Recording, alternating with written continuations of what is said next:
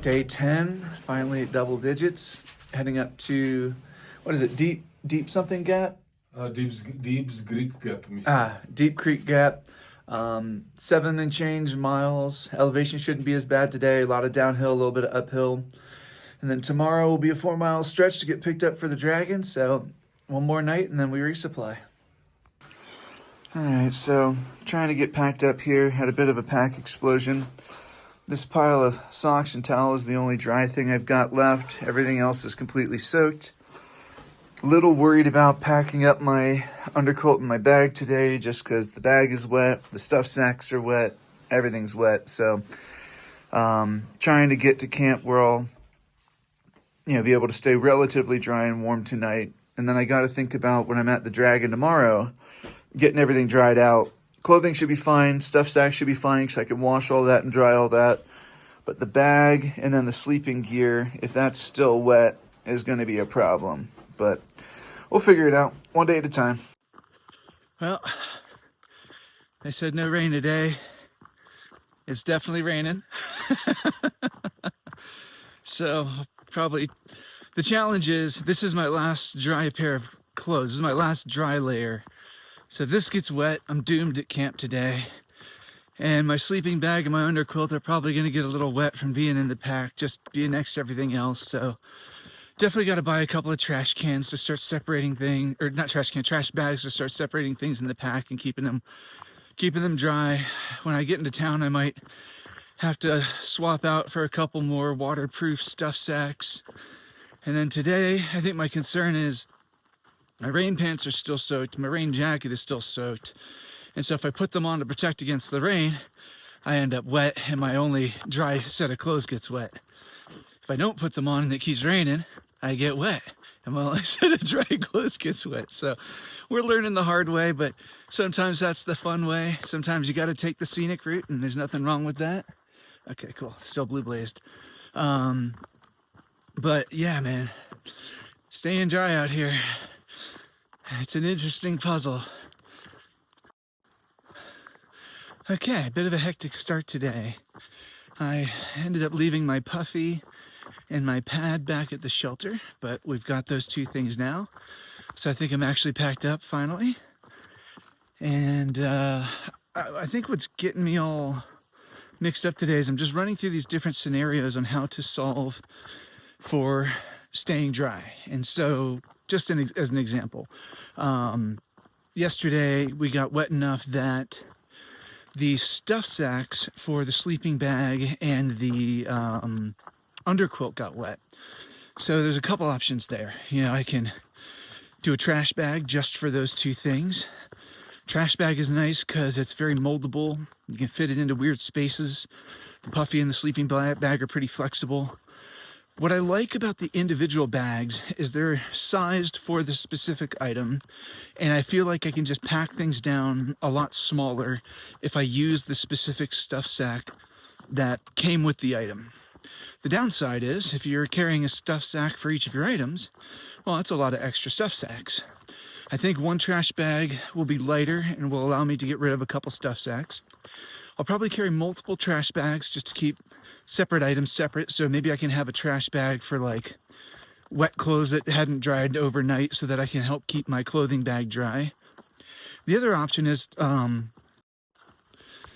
which might work, is someone had suggested getting maybe a slightly larger waterproof stuff sack. A little more expensive.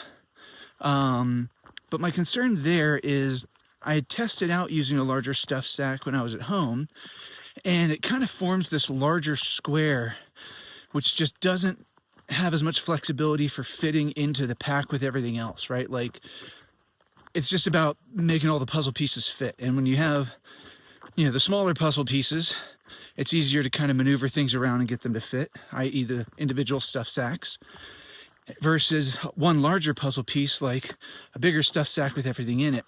I just couldn't get that to really fit as well and to distribute the weight as efficiently as I wanted to make sure that my back wasn't bothering me. So that's one, I think, solution to this problem.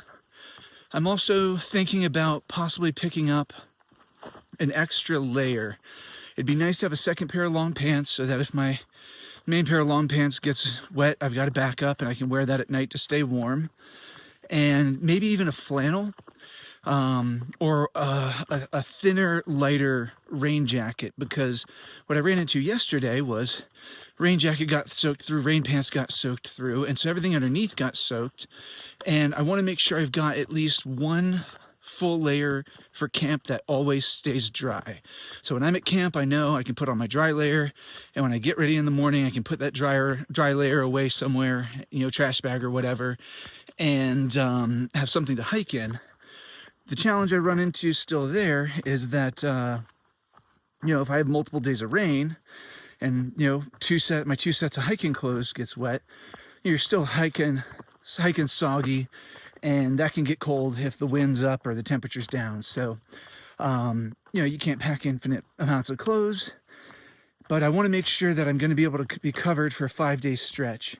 And using this 5-day stretch as an example, I think if I had one more layer, right? Like if I have that additional thin layer inside of my rain jacket, that'll be enough to repel the water to keep whatever I'm hiking with dry. Or if I have an extra pair of pants or a flannel, I can use that as my dry camp set. And then I've got 2 sets of clothes to rotate between hiking, which gives an extra day for drying, whichever set gets wet first. So, I don't know. Hop in the chat. Let me know what you're thinking. I see a lot of people on the trail staying dry despite all the wet weather we've had, rotating their clothes just fine, but I'm a little stumped here. How much do I need to pack? Am I overthinking this? What do you guys do to stay dry on the trail when you get 2, 3, sometimes 4 days of rain? Let me know.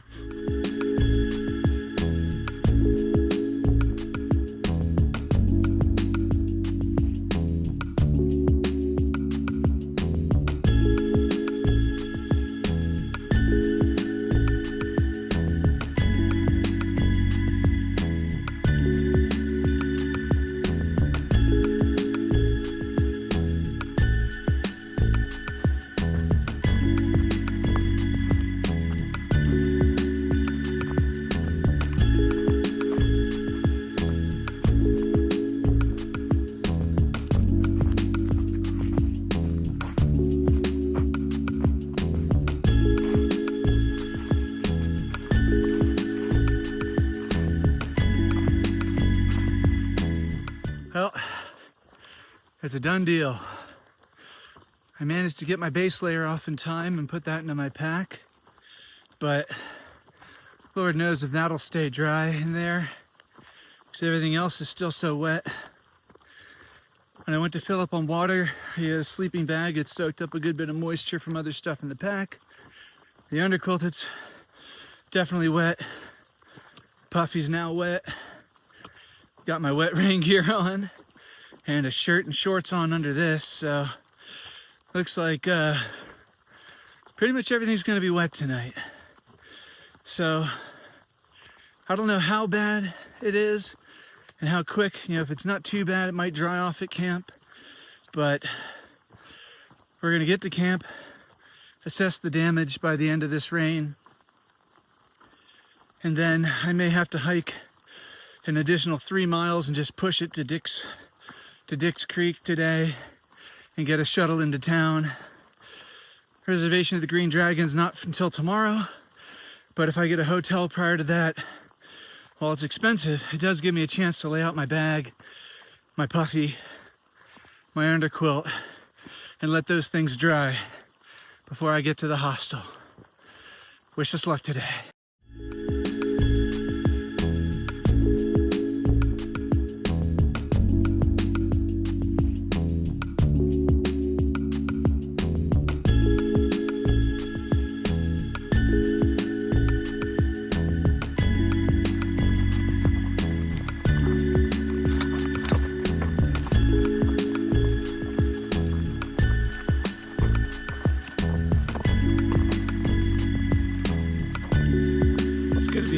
Y'all, the rain has stopped. Bob is coming out of his shell. The fog is slowly starting to break, and that means we might dry out a little bit before camp. And this is much closer to the weather report we read last night, so I'm excited to spend a little time with Bob and a little time out of the rain. And what I'm thinking about is I might be able to take my puffy and my base layer out of the bag and tie them to my shoulder straps or other places on the backpack to let them air out before camp. And this will also reduce the pressure on other items in the bag, which are currently squeezed up together and sharing water. So, who knows? We might dry a couple things out today, and that'll be a good thing. But for now, we're having fun.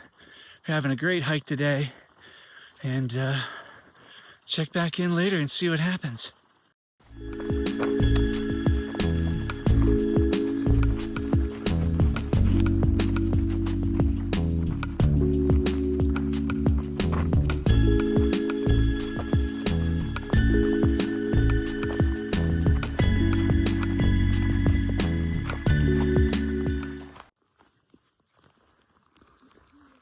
Man, turned out to be a wonderful, wonderful day on trail. Check this out.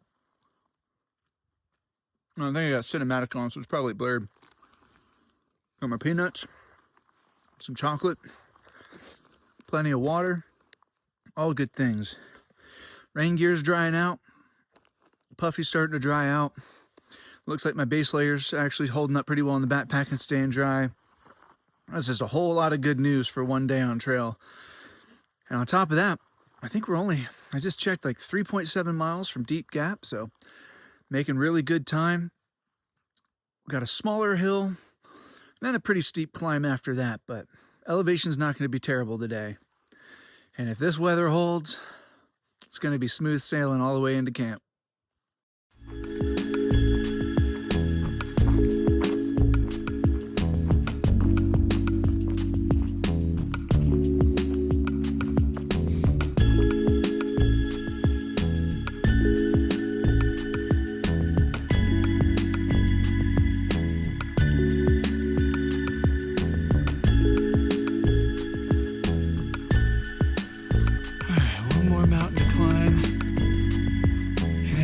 Straight up the side.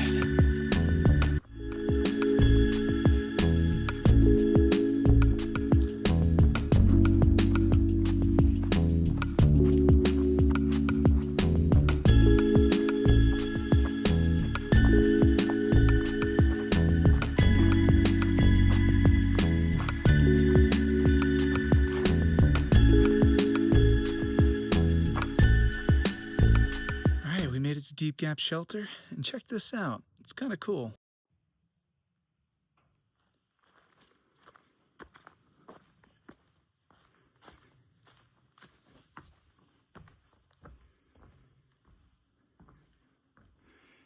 It's almost got 4 walls, and it's got this ladder that comes up to a nice cozy loft.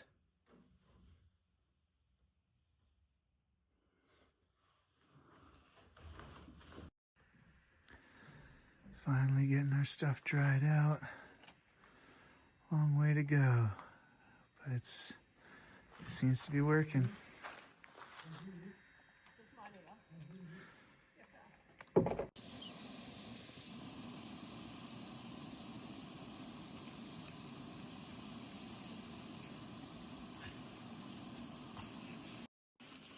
What's up, man? What's up?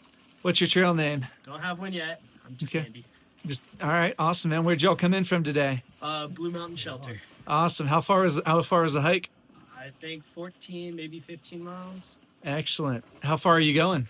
Well, we'll take a little break at Hiawassee tomorrow. So, and then hop back on the trail. Hopefully hit the state line. Fantastic, man. All right. What's your motivation for doing the trail? Well, I graduated college, so, got to get out there and get it while I can. Awesome. Thanks, brother. All right, made it to Deep Gap Shelter, 7.3 miles, about 1,800 feet of elevation today, 2,300 descending. It's been a good hike, finally getting stuff dried out, got to eat dinner, and then tuck it in, hopefully get into Bix Creek early tomorrow, get picked up by 10 a.m., and start our next resupply.